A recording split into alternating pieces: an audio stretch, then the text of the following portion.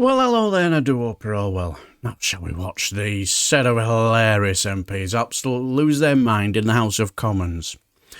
Well, after our fantastic Ed Miliband had schooled the Conservative Party on the reasons why fracking shouldn't be banned, we then had the Haunted Wardrobe Jacob Rees-Mogg patronise the House about how wonderful fracking will be for his bank balance because he will be able to make huge wadges of lovely cash.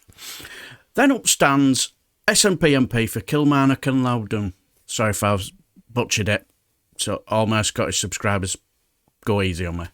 Allan Smith, and barely before he can get into his first paragraph, Conservative MP for Gloucester, Richard Graham, asked him to give way, and let's just say, all hell broke loose. Alan Brown. Thank you, Mr Deputy Speaker.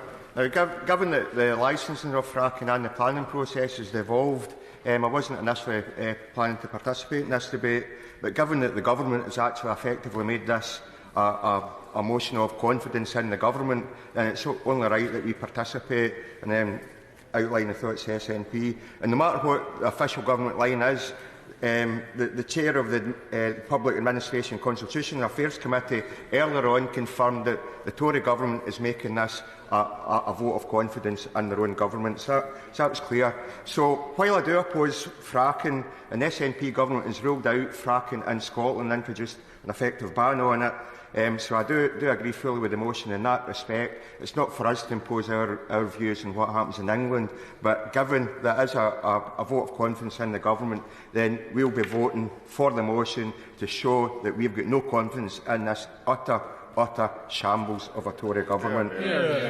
Now, we've already heard interventions from Tory MPs on the Shadow Secretary, where they're saying how they're opposed to fracking and they want to represent their views of the constituents who oppose fracking. But they're going to vote for the government amendment. They're going to want to vote against the motion. So that makes no sense. If they've got any backbone, I would urge them to vote for a ban on fracking. Yeah, I'll give way. Thank you. I'm grateful to him because the SNP are huge champions of local democracy. And therefore, does he accept that actually, if a local council were to support the idea of fracking, that does represent local consent? And does he agree that that should be the crucial issue involved, the support of the local council? Well, it actually comes to the point I was going to make. If this is all about local democracy and actual democracy in itself, why is his government making his MPs vote in a way they say they don't want to vote? How are we going to trust them to implement some form of local democracy when MPs are getting forced against their will to vote for the government amendment? I'll give way there and then... Yep. Thank you for giving way, because at least he's been honest in his speech today. He has made it quite clear that the only reason why he's intervening on what he believes is an English issue is because this is a vote of no confidence in the government. And surely he understands, therefore, why this ceases to be a debate about local democracy, where we get our gas from. This is all about a bit of political playing by the opposition. The political playing's by them over there. They're the one that's made it a vote of confidence in the government, and they're the ones making their MPs vote in the way they say they don't want to vote. So it's not the opposition that's playing games. It's that lot over there. I'll quickly give way there, and then I'll make progress. Member for giving way. I was a Lancashire County Council when this first came to Council 7 years ago. It was rejected then and overruled by the planning inspector. Since then, the public don't want it. Councils don't want it. His own backbenchers don't want it. And in fact, I believe the leader of the Secretary of State's own council doesn't want it. Ministers also don't want it, apart from in their own backyard. Who actually wants fracking? So I can't think of anybody.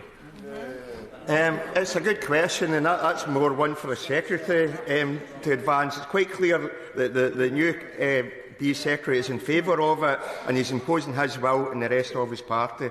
Right, I'll quickly give way and then move on. For giving way. What I would gently say to opposition members is many of us, and we've heard from a number of colleagues here, do not support fracking. And if they want to win the hearts and minds, the way to do it isn't by political games and stunts like this. To introduce a bill, there is no way that we can support the opposition taking control of the order paper they want to be serious about fracking, let's have a serious debate on fracking. When the government brings forward that motion, we will be able to vote whether we support fracking or not. The way to do it is not to hijack the order paper and play political games with this. I've got news for all member. If she votes for the amendment, she's voting for the principle of fracking, no matter how she dresses that up. You can't convince yourself otherwise. And then, Mr Deputy Speaker, if we return... Sounds grim. The honourable gentleman said that anyone who votes with the government amendment is voting for fracking. That is not correct. As he and as you know, Mr Deputy Speaker, a vote for the government amendment is to vote for the Secretary of State to bring back a definition of local consent for this House to vote on before any fracking can conceivably move forward. Would it be possible for you, sir, from the Chair, to advise the honourable gentleman of what the truth of the matter is? Right, let's hope there's no more devices like that. That clearly isn't a point of order for the Chair, but he's made his view known and it is on the record. Thank you, Mr Deputy Speaker. It's great hearing how the Tory backbenchers are tying themselves in knots and arguing about why they're voting for the principle of fracking. If we go back to local... Well, he may not have Ed Miliband's bravado, but he more than makes up for it in being deadpan, doesn't he? He was absolutely top class. He shut down our 3 sheets to the wind, Sammy Wilson. Richard Graham, well, he just made a tit of himself, didn't he? And he was absolutely bang on the money with our Maria Coalfield, as she was tying herself up in knots, wasn't she? Absolutely priceless. Right, this is the last one on this debate on fracking, but I do hope you enjoyed them. It was brilliant to watch, but anyway, I shall leave the video here, and until the next time, I shall bid you farewell and take care.